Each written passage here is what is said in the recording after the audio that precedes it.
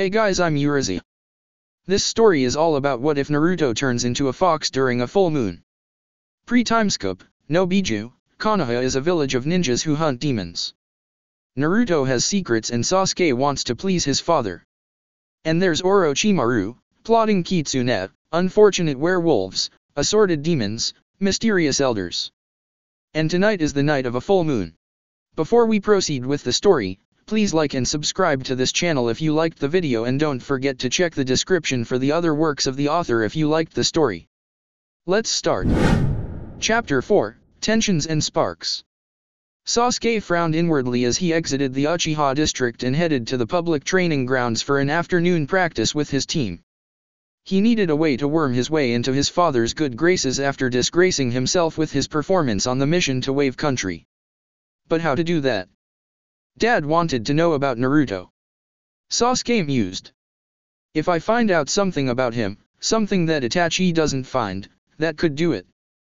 But what can I find that Itachi isn't looking for? And then he had a flash of inspiration. He could figure out how Naruto had really defeated Haku.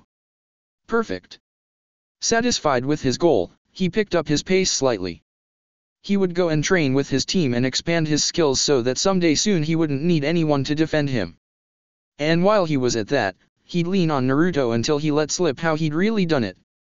With his plan of action decided, he allowed himself to daydream of his future. One day he would find his way out of his older brother's long shadow and earn his father's respect and love.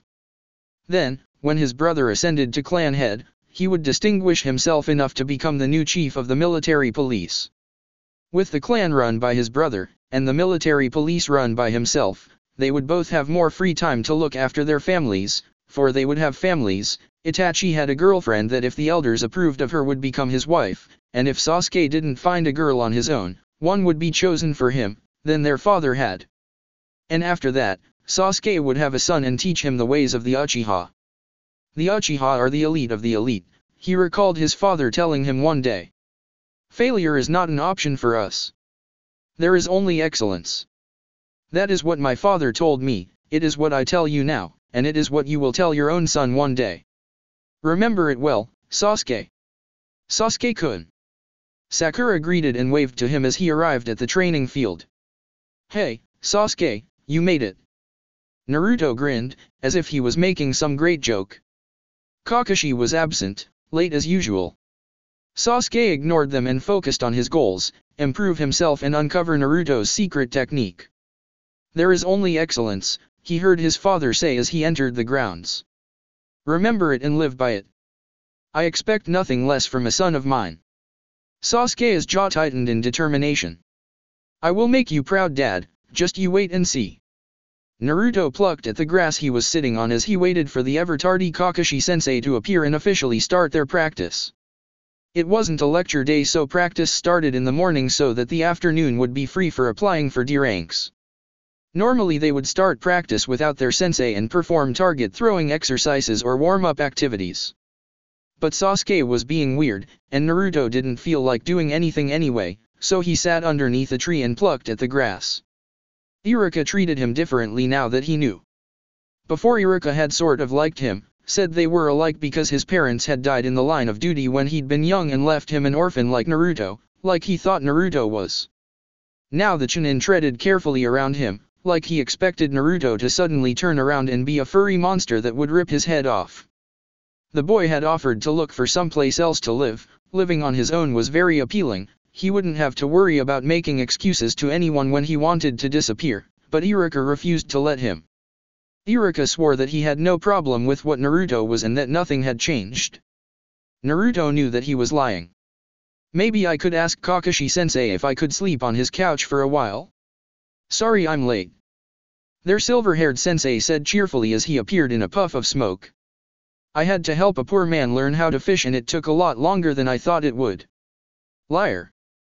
Naruto snapped along with Sakura, but he was surprised at Kakashi's sudden appearance. The Jonin was 1 hour less late than usual. You wound me, Kakashi-sensei sighed. Well, let's get started. Warm up, children. They went through the routine of stretches they'd learned in the academy and then started on running laps. After several circuits of the border of their training ground, field number 11 today, in the trees and on the ground, they stretched some more. And after a 5-minute rest, it was time to really get started. All right, their sensei spoke cheerfully. Naruto, Sasuke, go and play nice now, boys. Naruto jogged out to the center of the clearing, which was at the center of the grounds, and faced off against his rival. Sasuke just kept giving him that weird stare that he'd been giving him all morning, like he was trying to stare through Naruto without using his Sharingan. That, and the aura of grim determination that surrounded him, was really creepy. Begin, Kakashi-sensei said, as he pulled out his book to read. Sasuke blinked. His eyes were red, one spinning like Tomo in one eye, two spinning Tomo in the other. He'd turned his Sharingan on. And then he was on the attack.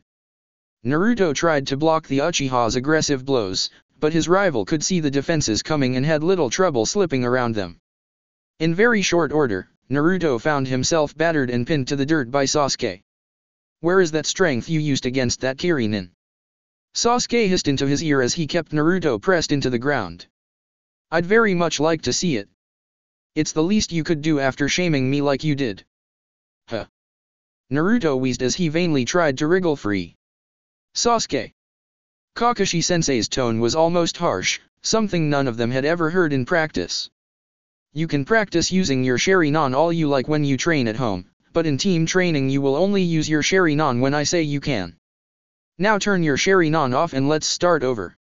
With a soft growl Sasuke released him and Naruto staggered to his feet. Before he'd gotten his breath back, Sasuke was on him again. Without his Sharingan active Sasuke only had a slight edge over Naruto, but it was more than enough for the Uchiha to beat his butt again. It only took a few minutes longer. I'm waiting, Sasuke snarled as he held Naruto's head in a painful headlock. Show me this hidden power you seem to have, because I know you didn't beat that Kirinin with Kagebun's hints. Herk. Naruto choked as he tried to free his head. He was used to Sasuke beating him in spars. He didn't like it, but he was used to it. However, this time Sasuke was blitzing him harder than he ever had before, and it was like he was fighting Naruto to hurt him. What is Sasuke's problem today? Drop him, Sasuke. Now Kakashi-sensei actually sounded kind of mad. Naruto flopped to the ground with a wheezy grunt. I don't think I like your attitude this morning, Sasuke, their sensei remarked. Stay here and help Sakura with her taijutsu katas. Naruto and I are going to take a walk. We'll come back when you calm down. Rubbing smudges of dirt from his face, and probably making it worse instead of better, Naruto stumbled to his feet and limped into the trees after his departing sensei. Sakura looked confused and worried, and Sasuke looked pissed off. Naruto just felt sore from Sasuke's merciless blows. Kakashi-sensei led him well outside and hearing range of where Sasuke and Sakura were training. His orange book was nowhere to be seen.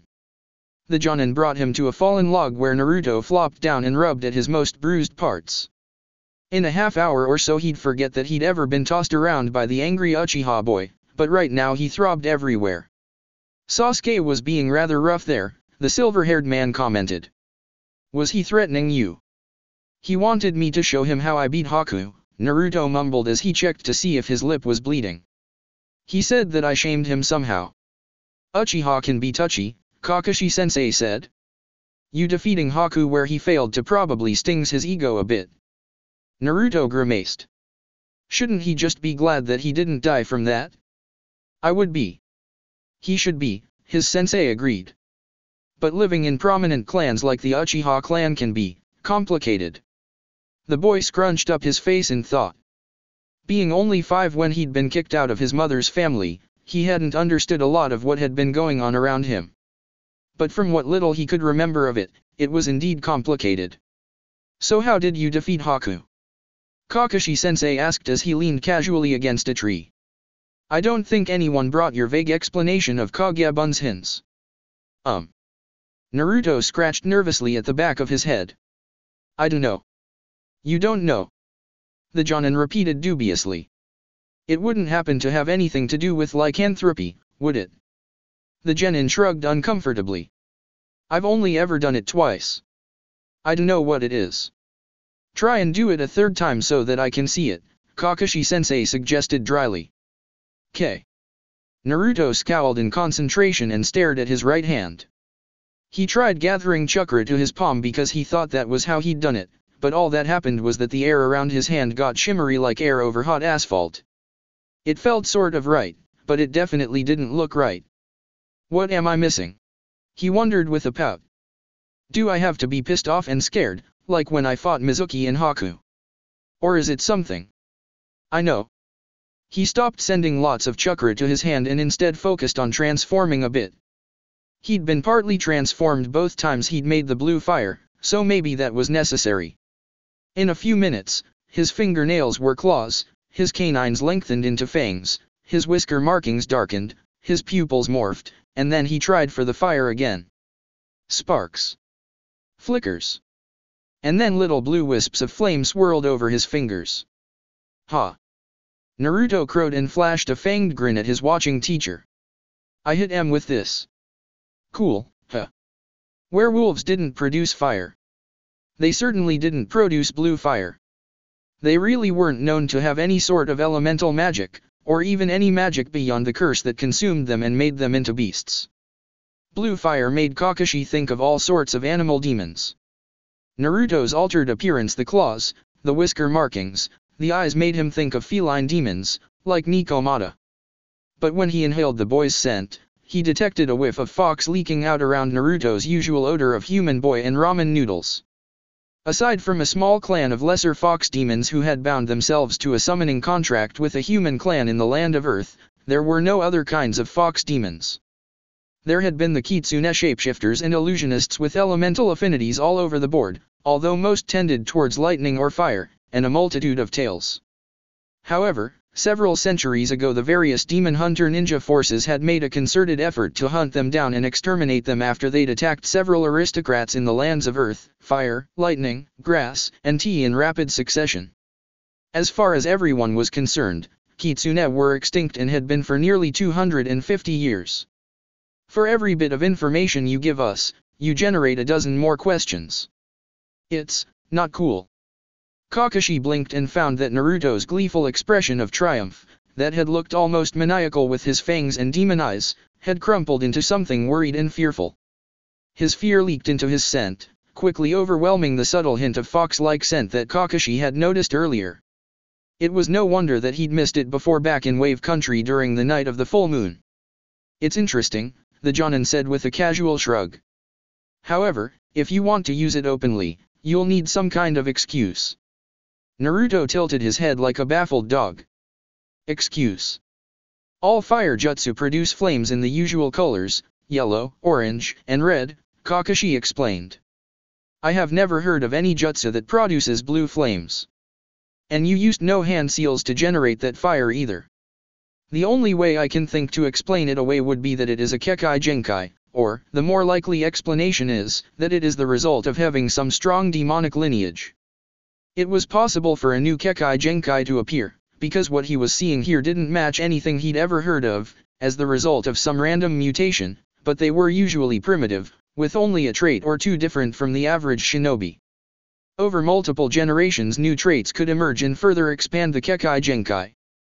But what he was seeing in Naruto, the physical changes that couldn't be explained by lycanthropy and the blue fire that he only seemed able to produce when transformed, felt too refined to be a sudden mutation. In his gut it didn't feel right. Having a significant amount of demon blood in him would explain the blue in his fire. Demons could generate flames of just about any color, anywhere from white to green to purple and all the colors in between. It fit better than a Kekkei Genkai, and yet it didn't, because Uzumaki Kushina had always smelled perfectly human to him. She was a strange one for sure, but she always looked human and smelled human, and she'd never ever done anything with any blue fire. So where had this power come from? Somehow I get the feeling that nothing is going to be simple with him. Wonderful. Going with the Kekkei Genkai option would be safer, Kakashi advised. Naruto nodded enthusiastically at that suggestion. He'd gone very pale, causing his dark, broad whisker marks to stand out starkly on his skin. The acrid scent of fear was so strong it was nauseating. Kakashi sighed deeply. Naruto, you need to relax. I'm relaxed. The boy squeaked, looking more anxious than before. And you call me a liar, Kakashi teased, trying to put the boy at ease. Even if I were blind I could smell your fear. You can smell it.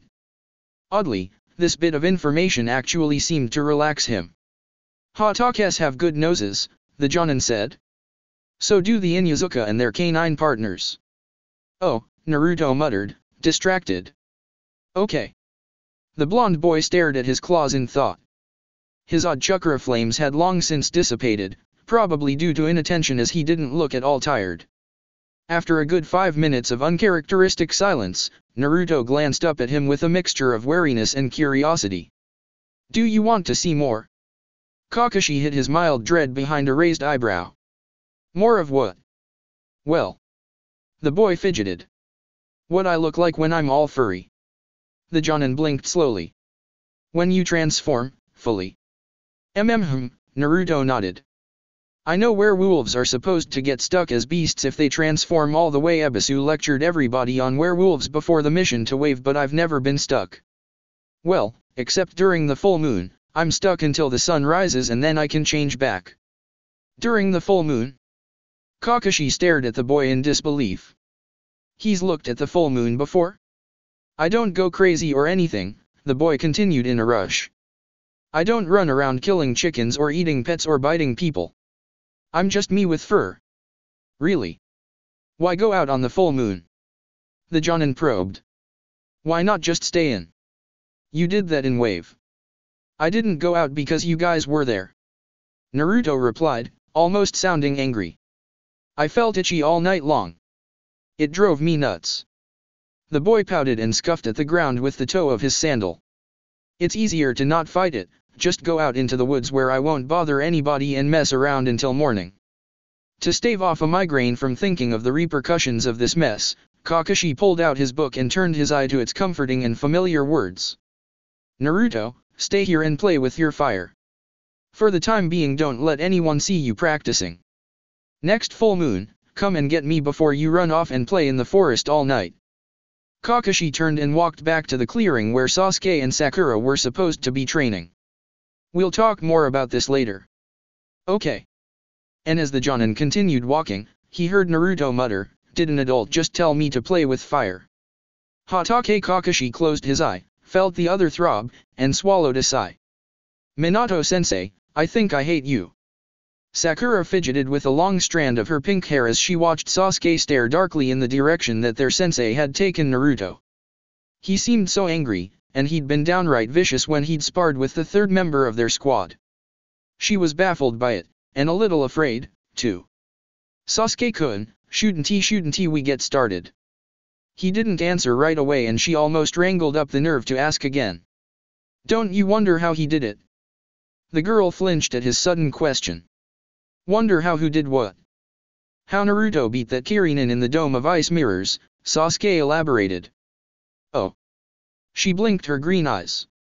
Not really. I just thought it was dumb luck, and that you'd warn the Kirinin before you couldn't fight anymore. The Uchiha sniffed. I barely did anything to the Kirinin. That idiot got in my way before I could do much. Sakura shifted uneasily. It still could have been dumb luck, she said weakly.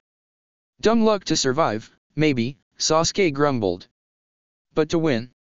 No way. Well, what do you think, then? The girl asked. I don't know, the dark-haired boy shrugged. But I'll find out. I'll make him tell me. Her worry was now tinged with dread. How will you do that? I'll find a way, he promised grimly. I need to know what he did. He can never make me look weak like that again. You didn't look weak. Sakura protested. You were very brave. The look he gave her made her feel as significant as a bug. My father was not impressed. Sakura bit her lip. Well, you won't hurt him, right? He's no demon, he's one of us. He's an unwanted orphan who washed up here a couple of years ago who happened to have a sprinkling of magic in his blood, Sasuke retorted. He's not one of us. But, he's a part of our team, Sakura protested feebly. Sure, he's an annoying idiot, but he's a good person. Teams are temporary, the Uchiha said dismissively. My brother will find out who he is and where he came from, and I will find out what he's capable of. And then maybe Dad will be pleased. Sakura's shoulders slumped as her worry deepened. During the dangers in Wave Country, she felt like they'd forged bonds as a team. But the bonds seemed fragile and tenuous, and already she feared that they were crumbling. Chapter 5, One Good Deed. It was horrible being the grandson of the Hokage. His grandfather never had much time for him, and his shadow had swallowed Konoha whole. Everyone treated him like he was special when he was just a kid like any other kid. He wanted to be just Konoha, instead of the honorable grandson. It had been hard making friends. Most other kids his age were pushed at him by their parents who only cared about getting in good with his grandfather. But he'd gotten lucky and found good companions in Mogi and Udon. They were in awe of his grandfather like all the rest, but they found Konoha himself cool, and that made the difference. He'd almost never made any friends. He'd once been focused only on besting his grandfather and gaining a reputation that was all his own. But then he'd met some fresh genin that had no idea who he was, and even when he did find out, he treated Konoha like any other kid. That had taught him a bit about normalcy, and about true respect. There was no shortcut to true respect. He couldn't just beat his grandfather one day and suddenly be awesome. For true respect, he'd have to start off at the bottom like everyone else, and excel. He, and his friends, would do that. But respect was not on Konohamaru's mind today. It was Saturday, so classes were out for the weekend, and Ebisu wasn't free to tutor himself and his loyal companions. He was bored. We could go to the library, Udon suggested, rubbing at his congested nose. And do what? Konohamaru grumbled. Read books. We do that in class all week. We could go to a park, Mogi piped up, fiddling with her red braids. And play like little kids. Konohamaru snorted. We're training to be demon hunting shinobi. We should do something important, like train. We can't without Ebisu, Mogi told him. And we can't use the training grounds until we graduate. I know. Konohamaru angrily flicked the long ends of his green scarf over his shoulder. But I want to train. Katsu's being a jerk and I really wanna beat him in taijutsu class. The three children fell silent as they considered what they should do, what they could do. And then Konohamaru was struck with a flash of inspiration. You know how we've been learning about survival techniques? He asked, trying not to grin too widely at his own genius. Yeah, Udon sniffed and adjusted his glasses. So, why don't we test them out? Where? Mogi wanted to know. Outside of the village, Konohamaru informed them. Outside of the village. Udon blinked. Outside of the walls. Exactly. Konohamaru, that's dangerous. Mogi gasped. Demons live out there. Real demons, that'll eat us. We won't go that far, Konohamaru assured her. No demon is stupid enough to hang around the village. Our shinobi would kill it before it knew what hit it. He paused briefly for them to think about his words. So, are you in? I dunno, Udon muttered. I guess. What's the plan? Mogi asked warily. You have a plan, right? Sure. Konohamaru grinned, his little mind whirring at top speed. Here's what we're going to do. When the full moon had risen, the fox creature had not come. Their werewolf couldn't see the moon anymore, but his failing body felt it, so he knew when it was the night of that particular lunar phase. And for the first time in a long time he'd suffered the sleepless night alone. With no games of checkers to play, all he'd done was imagine why he was alone. Perhaps the fox creature was ill. Perhaps it simply had something better to do.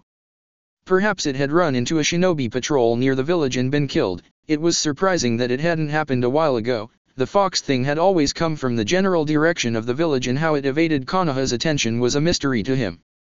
Perhaps it thought that he had died and there was no point in coming out to see him anymore. When the sun rose and broke the full moon's spell, he'd slumped to the floor of his den and slept for nearly 2 days. And then it was back to the grind of trying to live. He would sleep, wake to check the snares and traps and fishhooks for prey, force himself to eat whatever he found, drink from the stream, and then drag himself back to his cave to sleep some more. It was all he could do with what little strength he had left. Closing his eyes, not that it made much difference, everything was just smudges of dark and light to him now. He sighed and worked at dredging up the will necessary to stand and make his daily rounds. In his mind's eye, he could feel which snares held prey for him to eat so he wouldn't waste his energy traveling to places where no food was waiting. He'd marked all his traps with seal markers when his eyesight had still been sound, and he'd laid out several rings of seals radiating outward from his den. His seals let him know what was going on in his territory, the tiny chunk of forest that he'd claimed as his own. He'd meant for his stay here to be temporary, but he'd put the seals up anyway as his health had permitted him to as a precautionary measure. It was a good thing that he'd spent the chakra to do it. It had been a mistake coming back to the village, even though it hadn't been much of a conscious decision. One full moon night he'd started running without care or direction to burn off his energy and while away the time, and he'd ended up outside of Konoha no Sado's towering walls. He'd hesitated, thinking that he could slip inside and steal some pictures because he feared that he was forgetting their faces. But he had no Hitai, he couldn't get over the walls without triggering the alarm. He'd turned away, but not fast enough. A late returning hunter group spotted him and pursued him. He'd run, but held back from using his power to escape them. He hadn't wanted them to see what he could do. It could have triggered a super hunt, relentless hunting and killing as they sought him out in particular for destruction because he was especially dangerous. He hadn't been able to shake them long enough to slip away. One of them had carried a long silver knife. At least half of the blade broke into pieces and lodged itself in his back as he fell into the storm-swollen river and was washed away, out of their sight. Sheltering in the cave had only supposed to have lasted as long as it took for him to heal. But the silver shards were deep and in too awkward a place for him to dig out himself. And so he had languished there too close to be safe, but too far to be easily noticed as his health had slowly slipped away. A flicker in his web of seals made his lips twitch and a growl tickled at his throat. In the easternmost corner of his territory he felt the slithery presence of a lesser centipede demon scuttling about. This was the third day in a row that it had intruded, but there wasn't much he could do about it. If he'd had the strength to, he would have killed it already. The giant insect skulked around for a bit before slinking away. Good riddance, he thought, feeling drained by the simple tension of observing its movements. Hopefully it won't come back. But it would, eventually. The werewolf groaned and stiffly rolled onto his side. The stones of the cave floor felt wondrously cool through his mangy pelt. Perhaps he'd stay here until evening, when it was cooler. He always felt a bit feverish now, even with all the chunks missing from his fur coat. And then another flicker in his seal web disturbed him. 3 sources of chakra, small, but distinct, slowly zigzagged into the western side of his turf. They were so small and faint he almost thought that he'd hallucinated them. But children? He wondered with a start. Could they be children? They were approaching from the direction of the village and they felt human to his senses. But their energy signatures were so tiny and underdeveloped, and they had no sensei with them. What were they doing out here? Hopefully they won't wander this way. We're lost, Mogi whined. No, we're not. Konoha protested. But they were lost. Everything had been going so well at first. They'd set off bunches of fireworks near the market, causing enough chaos to distract the Umbu person that Konoha knew always shadowed him.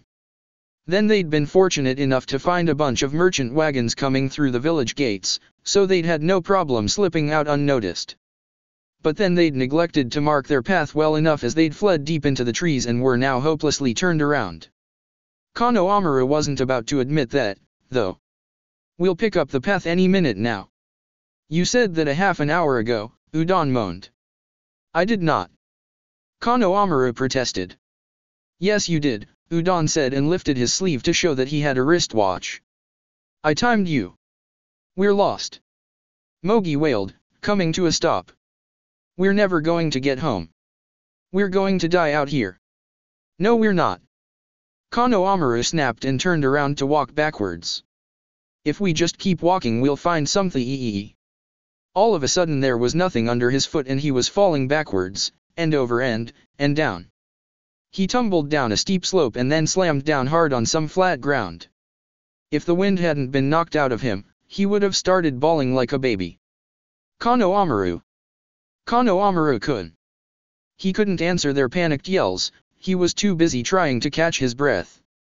There were some rustling and scrabbling and scuffing sounds, and then his two friends' faces were looming over him, blocking out his view of the green forest canopy. "Kono Amaru, are you okay? Say something, Kono Amaru-kun." "Guh." Kono Amaru wheezed. "I'm okay." All thoughts of crying were erased from his mind. He was the leader here and leaders didn't cry. It would ruin his budding reputation if he did. "Are you sure?" Udon sniffled. "You look kinda pale." "I'm fine," Kono Amaru coughed and forced himself to sit up. "See?" "Oh," Mogi fussed, "I knew this was a bad idea." Kono Amaru panted and looked around to see where he'd fallen to distract himself from everything hurting. It looked like he'd stepped backwards into a small ravine or something. All of the earthen and rock walls around him were steep except for one side where there was a less steep trail, which was probably how Udon and Mogi had gotten down to him. And opposite of the trail, he found a cave opening. "Cool," he wheezed, "a cave."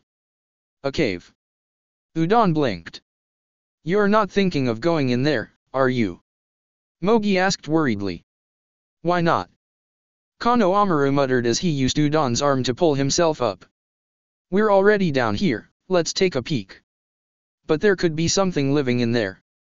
The girl whined. "Wouldn't it have come out already if there was?" Kono Amaru countered and stumbled to the cave. "Come on." "Hey wait." Udon whimpered and chased after him. It was surprisingly dark in the cave and Kono Amaru tripped twice before his eyes adjusted. It wasn't very big, but there was stuff in it. Intrigued, the boy started investigating as Udon breathed heavily behind him. What the heck? He found a beat-up, torn-up backpack full of threadbare clothes.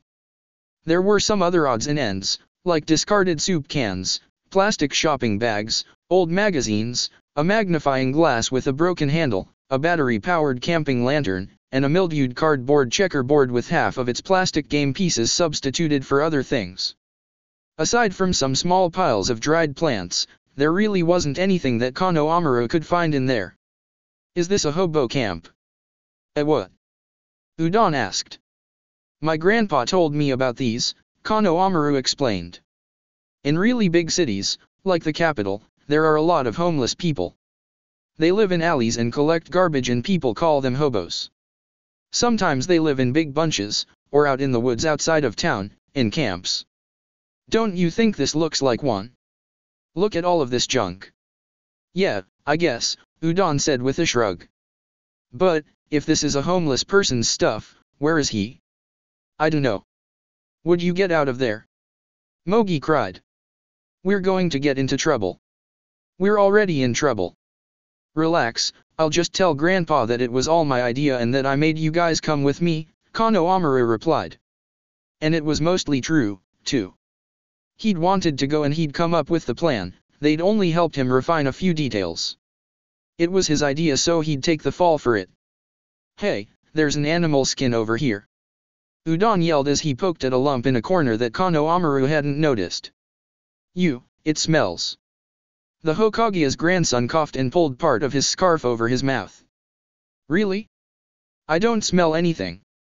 "You never smell anything, Udon." Mogi yelled into the cave. "Come out of there you guys. Hurry, before we get caught." "This thing is gross," Kono Amaru said as he grabbed part of the furry animal skin and experimentally pulled and twisted. Grrrr-ow. The animal roar reverberated in the small cave so that it felt deafening. Then Kono Amaru was moving. He couldn't tell if he was running, being pushed, or being dragged. And then he was outside, Udon was outside, Mogi was shrieking, and the thing that roared was outside, revealed by the sunlight to be. The thing looked sort of like a giant, skinny dog. It was ugly, with dirty yellow fur and lots of bald spots. There were dark stains or shadows under its eyes, and its eyes, they looked like they had a film over them. Dead, unseeing eyes. "Zombie dog!" Kono Amaru screamed. Zombie was a broad term that encompassed anything that had been dead and was then reanimated. Some zombies were gross, but safe. Some were incredibly dangerous. Some were fast, some were slow. Some were human, some were animal, and some were twisted chimeras made of stitching different parts together. This ugly, rotten-looking dog thing was most certainly a zombie. Run! Konoha shouted, shoving at a frozen udon and a still screaming Mogi. Run before it tries to eat us. Without any further prompting, all three of them bolted up the path that led out of the ravine. They ran and ran and ran until they got stitches in their sides and had to stop. The trio took shelter in a dense clump of bushes and gasped for air. I think we lost it, Udon panted. We never should have come out here. Mogi wailed. I know, Konoha said quietly. His genius idea was a flop. It was worse than a flop, it was a disaster. They were outside of the village and no one knew where they were or that they were in trouble. If only I kept a few firecrackers, he thought glumly as his racing heartbeat slowly calmed down. We could use them to get someone's attention. A slithery sound interrupted his thoughts and they all tensed. Was it the zombie dog slinking over to them to eat their brains? Or was it something else, something worse? What is it? Mogi whispered loudly. SHH. Konoha hissed. We're going to die, Udon whimpered. I'm too young to die. The slithery sound grew closer and closer. Ai! Mogi shrieked and bolted from the bushes. Hey wait! Konoha yelped as he and Udon scrambled to follow her. Something crashed into the bushes that they'd just dashed out of.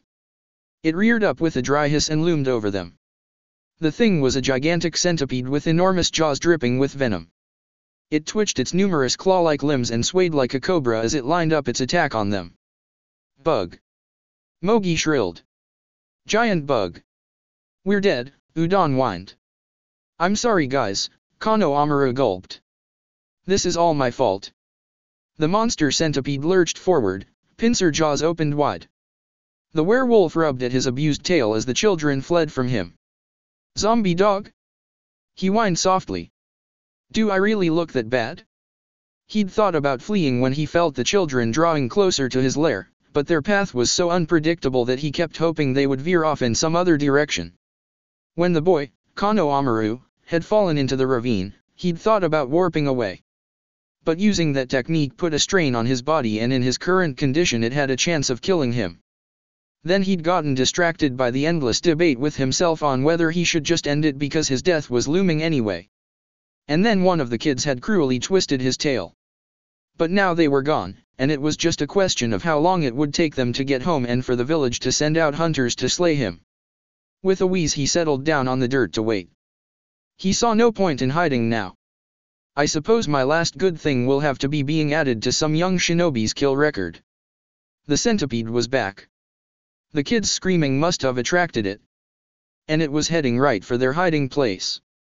He started moving without a thought, in spite of the painful protests of his joints. His lungs burned as he tried to run, navigating by memory, smell, sound, and his seals. No child deserved to be bug food. This will be my last good deed. As he stumbled along he drew on the last shreds of his chakra reserves. It was discouraging how little he had left. But it should be enough. When he felt he was close enough, he stopped and spent all his chakra on one technique. He sucked in the energies of nature the way that the toad demons had taught him while he'd still been in contract with them. Without help he'd never maintain the heightened state that the nature power gave him, but it should last long enough. He could feel the centipede looming over the terrified little kids so clearly that he could almost see it. When it lunged, he lunged. The werewolf shoved the segmented creature aside, and then dug his claws into the cracks in the creature's armor-plated body. It shrieked and writhed and tried to constrict around him like it was a python instead of a centipede. The wolf slipped out of its grasp and ripped more chunks out of its body. And then, in a final blow, it tore the demon's head off, leaving its long body flopping and twitching in death. He slowly backed away from the demon centipede carcass. And then his strength completely failed him. He collapsed to the ground with a wheezy sigh.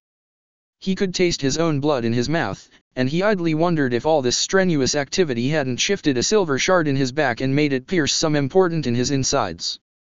His thoughts grew fuzzy as he struggled to breathe and he felt himself drift off. Even though he'd gotten to do his good deed, he still felt regret instead of the peace he'd been hoping for. He wished he could have seen all of his old friends again, his sensei, his students, his girlfriend, and said goodbye. He wished he could have played more checker games with the fox thing. He wished he could have met his son. I'm sorry. Dead? No, I think. Lost. You are, honorable grandson. Don't call me. Still alive? It saved. My pet. Ridiculous. I want. Hokage-sama will decide.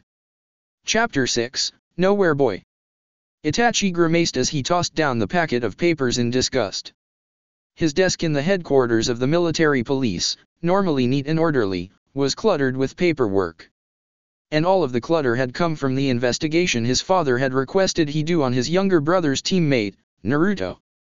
For over 3 weeks now he'd been working on this little side project every free moment he could find.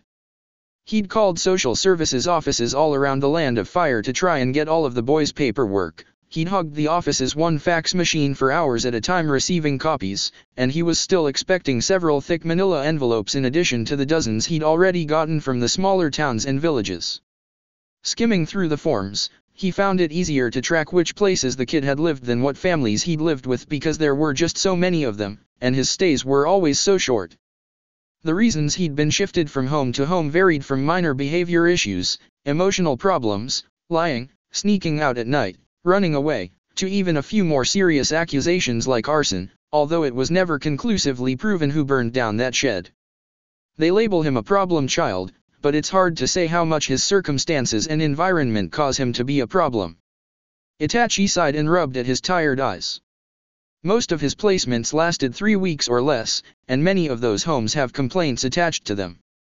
At least once a year he was sent to a completely different city or town, which means a new school, new teachers, and a new curriculum. In light of that, his academy grades are actually rather impressive. Shaking his head, Itachi made an attempt to organize the mess of papers. Even though the paper trail wasn't complete, there were still a few remote towns that hadn't mailed him file copies yet. He'd found the end of it: Naruto's entry into the system. But it was worthless. Naruto had gone into the foster care system when he was 5 years old in the city of Yokohama. He had been signed over by his grandfather, who had claimed that the boy's mother was unfit, and that he and the boy's other relations either had no resources or no desire to become the boy's guardian. The boy was illegitimate, his father was unknown, and the grandfather made it clear that his family wished to wash their hands of the child.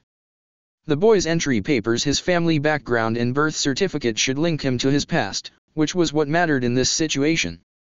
But when Itachi had made some phone calls to the civilian Yokohama police, he found that all the information that the grandfather had provided was false.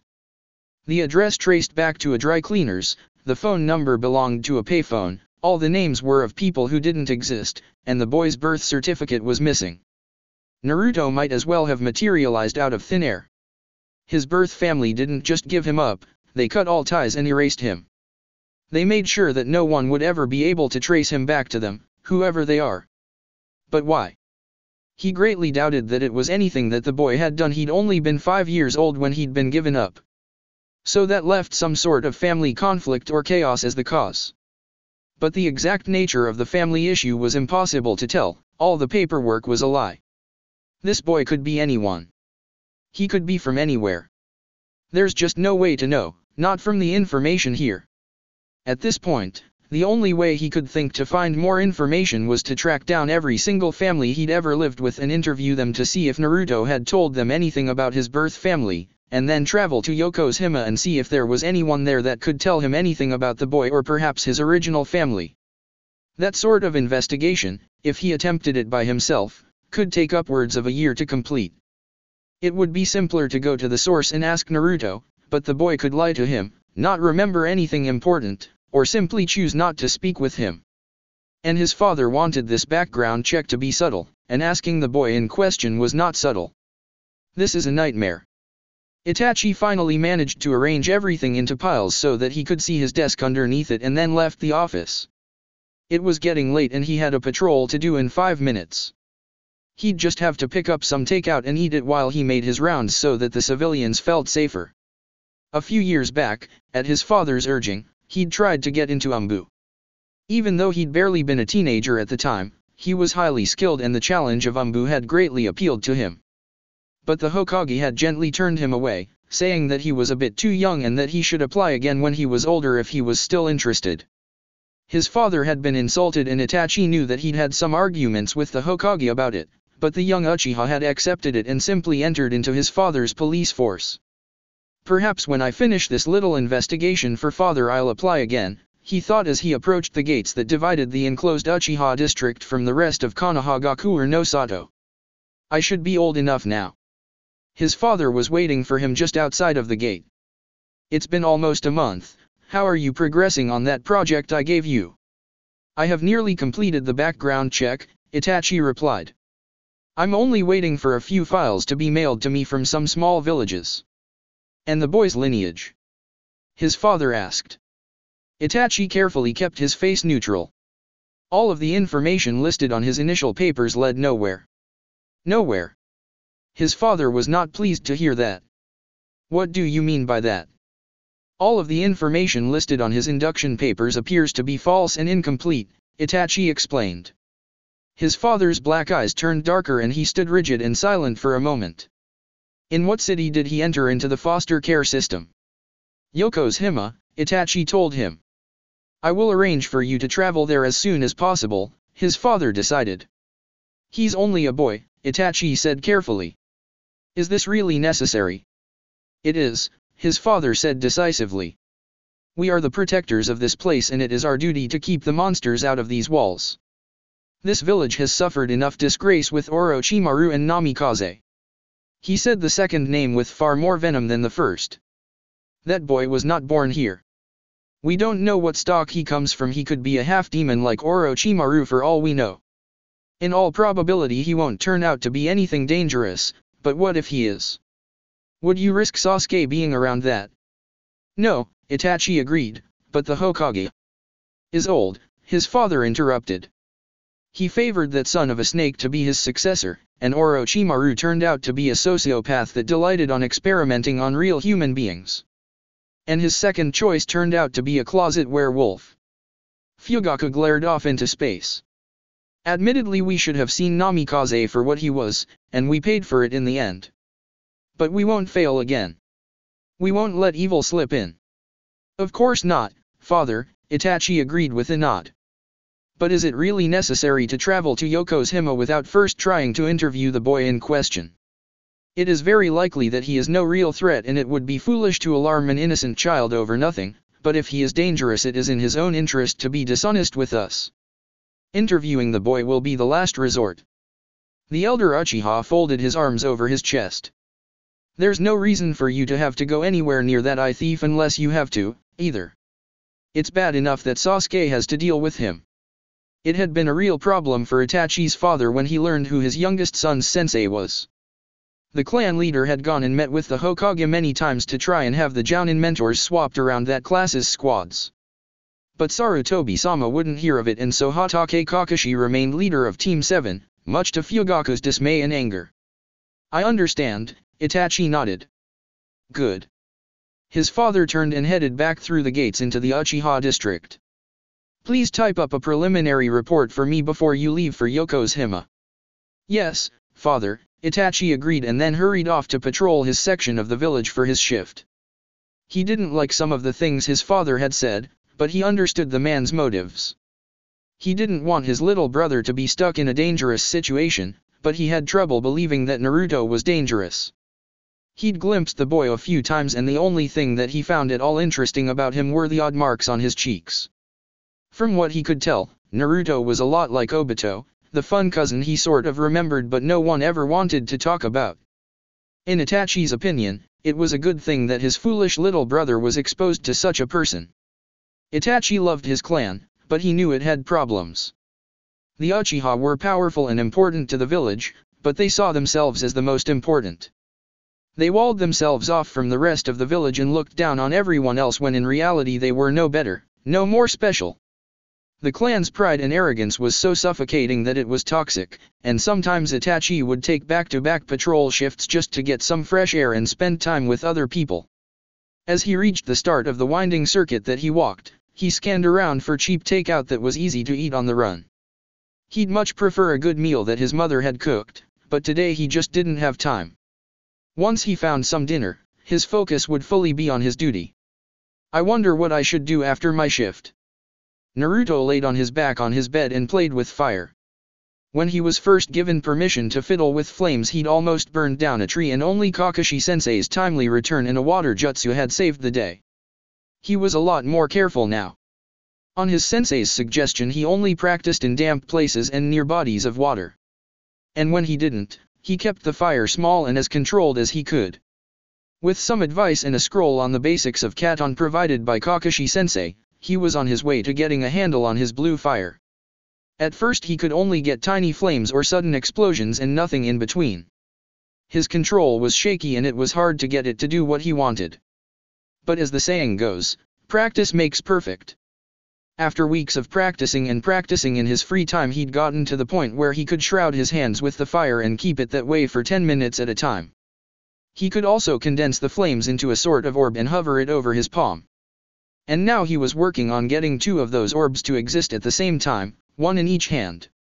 Naruto poked the tip of his tongue out of his mouth in deep concentration as he held out his clawed hands in front of himself. Over his right hand a ball of blue fire slowly coalesced. When it stabilized, he started focusing on his left hand. Knock knock. Naruto. The half-formed orb in his left hand burst like a cherry bomb, and a spark from it started the edge of his pillow on fire. Cursing under his breath, he slapped the smoldering spot out before it really started to burn. Then he banished the fire in his right hand, reversed the partial transformation, because he still wasn't able to get the fire without letting some of his inner beast show, and scrambled over to crack open his bedroom door. Yeah. Iruka stood on the other side of the door, looking concerned. I was just checking to see if you were okay. The Chunin shifted uncomfortably. You know, with tonight being, you know. Naruto squinted in confusion for a moment before it clicked. Oh, yeah, I'm fine. Are you sure? Iruka rubbed nervously at a corner of his scar. I could sit with you if you want me to. No, I'm okay, really. Naruto flashed him a big grin. I'm actually going to be sleeping over at Kakashi-sensei's tonight. When were you going to tell me that? Iruka asked with a frown. I forgot. The boy said brightly.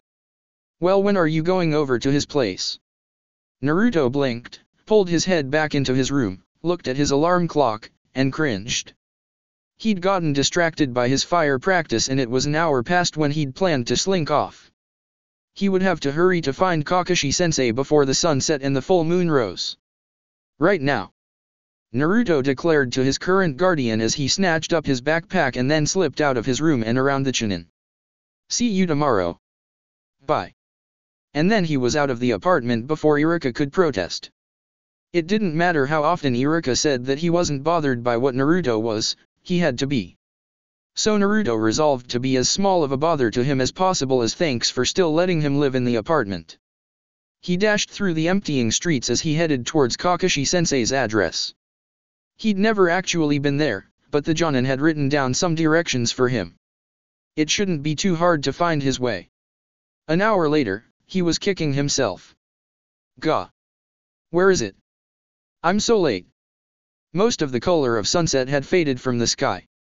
It was getting so late that he didn't dare look up anymore. If he didn't find his teacher and get out of the village soon, he'd be in a lot of trouble. Is this the street? No. Is it this one?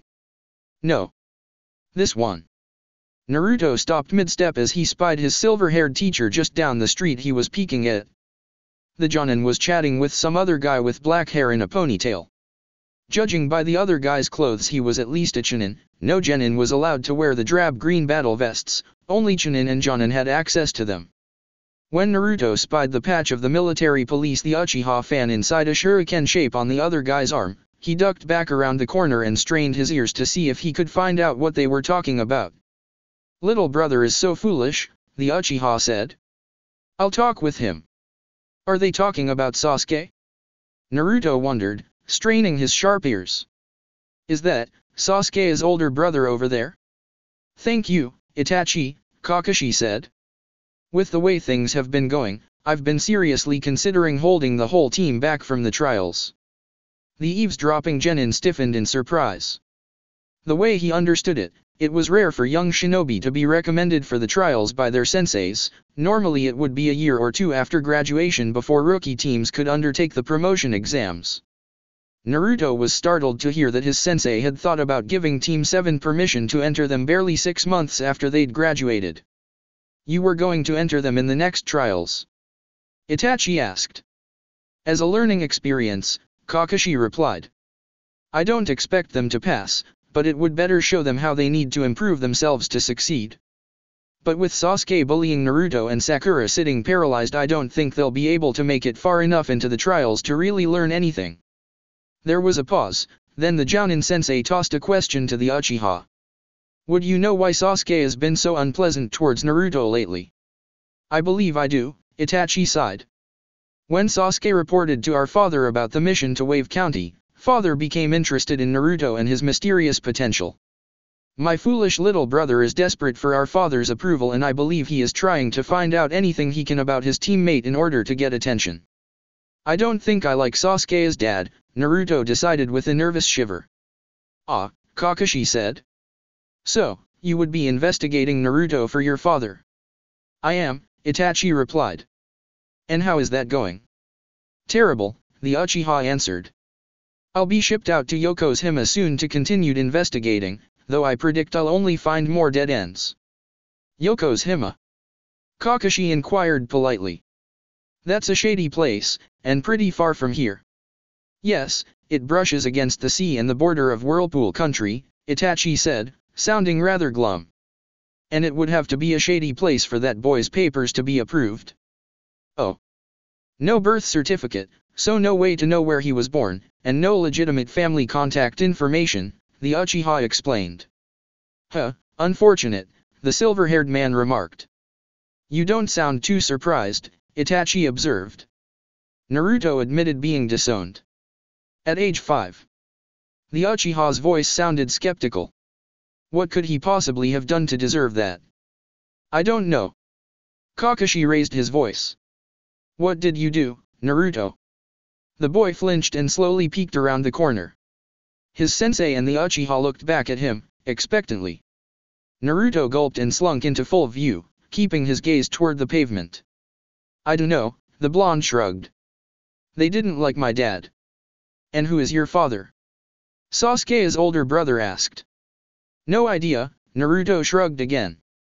He was long gone before I was ever born. His sensei had strongly advised him to keep quiet about his secrets, especially around any Uchiha. Sasuke's clan was notoriously nosy and very unfriendly to whoever they decided that they didn't like. If anything needed explaining, the Hokage or his teacher would do it. I see, the Uchiha said, not at all happy with that answer. So, Kakashi-sensei, are we going to go? Naruto asked. Yes, of course, the Jonin nodded. Have a nice patrol, Itachi, and good luck in Yokohama. The Uchiha gave a polite nod and walked off down the street, leaving Naruto alone with his teacher. How did you know I was there? Naruto whispered.